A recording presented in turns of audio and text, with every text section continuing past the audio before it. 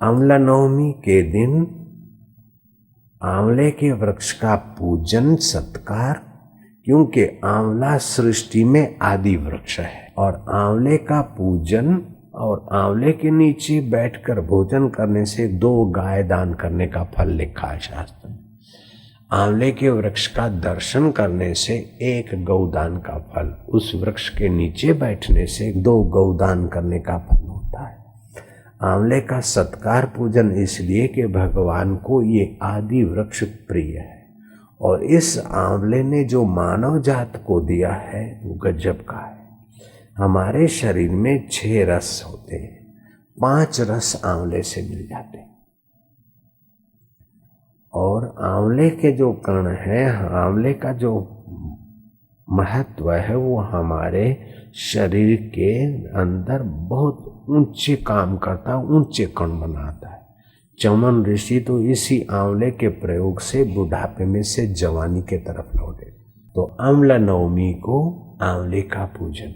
भारतीय संस्कृति इतनी हिंदू धर्म की ऊंचाई है कि जिनसे आपका शरीर स्वस्थ रहता है, जिनसे आपका मन पवित्र होता है, जिनसे आपका बुद्धि दिव्य होता है और जिनसे आपको मुक्ति मिलता है, उन साधनों का आप सत्कार करते करते आप स्वयं सत्कार योग्य हो जाते हैं। हमने गुरु का सत्कार किया या इन पर्व त्योहारों का। आंवले का वृक्ष पूजन करते समय ओम धात्रे नमः, ओम धात्रे नमः, ओम धात्रे नमः ये मंत्र सिद्धिदायक कहा गया है। इतवार को छोड़कर, छठ, इतवार और शुक्रवार को छोड़कर बाकी के दिन आंवला खाना स्वास्थ्य के लिए आशीर्वाद है, वरदान। 1 किलो आंवला अथवा 2 किलो आंवला धोकर कुकर में डाल दो, 5 ग्राम 1 चम्मच पानी डाल दो, आधी सीटी बजे ना बजे उतार दो। सीजने के बाद आंवले की गुठलियां निकाल दो, उसको हिला डुला के कुचल के मावा बन जाएगा। जितना आंवला उतनी शक्कर, समझो 2 किलो आंवला है तो 2 किलो शक्कर अथवा 1.25 किलो शक्कर। शक्कर कम खानी हो तो थोड़ी कम डालो, उतनी शक्कर। तो 2 किलो आंवला 2 किलो शक्कर तो 4 किलो हो गया मिश्रण। 2 किलो रख दो अलग से,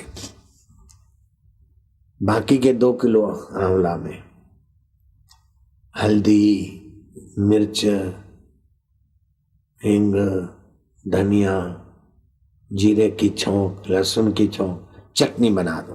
भोजन के पहले तुम भी थोड़ा खाओ और बच्चों को भी खिलाओ।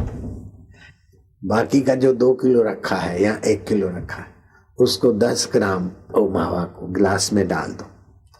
अगर चाय की गंदी आदत है तो गुनगुना पानी डालकर उसको घोल बना के चाय का मजा दिलाओ बच्चे बच्चियों को और खुद को। अगर शरबत पीने का शौक है तो ठंडा पानी डाल के पियो। अगर सपन दोष या पानी पड़ने की बीमारी या गाल बैठे हुए बच्चों बच्ची के हैं तो उसमें 1 ग्राम हल्दी डाल दो, चम्मच का पीछे का हिस्सा डांडी भर के डाल दो।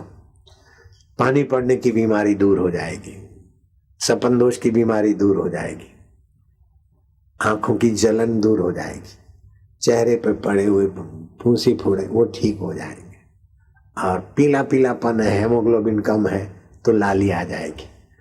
दूसरी बात, आंवले का रस और उसमें अदरक का रस मिलाकर शरबत बनाया, वो कभी कभी शरबत पिलाओ बच्चों को, अपने को पियो, भूख भी लगाए। और श्रेष्ठ रसायन है आंवला।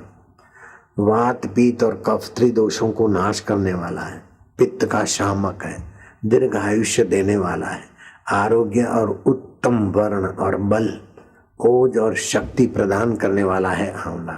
इसके सेवन से शीघ्र ही शक्ति प्राप्त होती है, क्योंकि अदरक है ना जल्दी हाजमा कर देती है और आंवला 6 रसों में 5 रस से भरपूर है। स्फूर्ति और शीतलता का संचार होता है। यह रस रक्त वीर्य की वृद्धि करता है, शरीर को पुष्ट बनाता है। आंवला, चाहे अदरक आंवला का शरबत हो, चाहे आंवले का च्यवनप्राश हो, चाहे आंवले का जो मैं बताया वो मिश्रण हो, इसके सेवन से नेत्र की ज्योति बढ़ती है, वर्ण में निखार आता है, बालों की जड़ें मजबूत होती है, मस्तक और हृदय को ताजगी और ठंडक मिलती है, वह शक्ति मिलती है। यह वृद्धावस्था को दूर रखता है। पित्त प्रकोप से होने वाली आंखों की जलन, पेशाब में जलन, अम्लपित्त, अधिक मासिक श्राव, श्वेत प्रदर, बवासीर, अग्निमांद्य आदि को दूर करता है।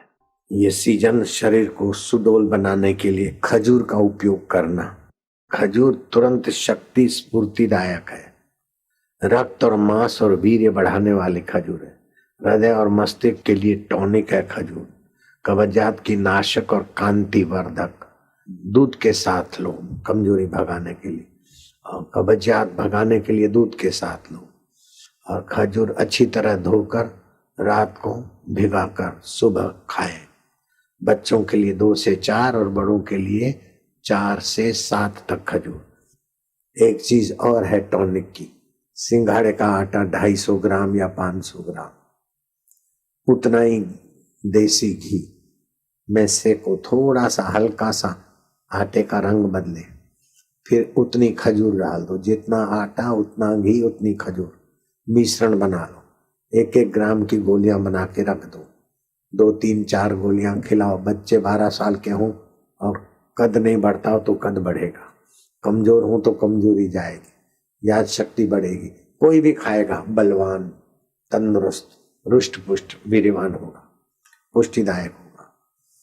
जिनको अति अभिमान होता है उनकी आयुष्य कम हो जाती, जो अधिक व्यर्थ का बोलते हैं उनकी आयुष्य कम हो जाती, जो निंदा ईर्ष्या करते हैं उनकी भी उम्र कम होने लगती, जो दुर्व्यसन में फंसे उनकी भी उम्र कम होने लगती, जो जरा जरा बात में क्रुद्ध हो जाते हैं उनकी भी उम्र कम होती, जो अधिक खाना खाते हैं, रात को देर से खाते हैं, बिन जरूरी खाते हैं, चलते चलते खाते, खड़े खड़े खाते, उनका भी स्वास्थ्य लथड़ता हुआ और आयुष्य कम।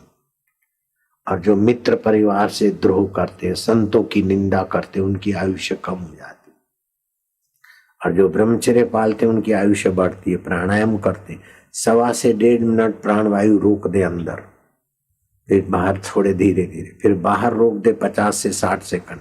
ऐसे खाली 2 प्राणायाम करें, एक बार अंदर रोके, एक बार बाहर, फिर एक बार अंदर, एक बार बाहर।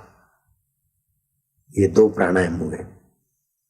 कैसा भी रोग होगा, नस नाड़ियों से भागना ही है उसको। तंदुरुस्ती आपकी बस घर की मूड़ी बन जाएगी।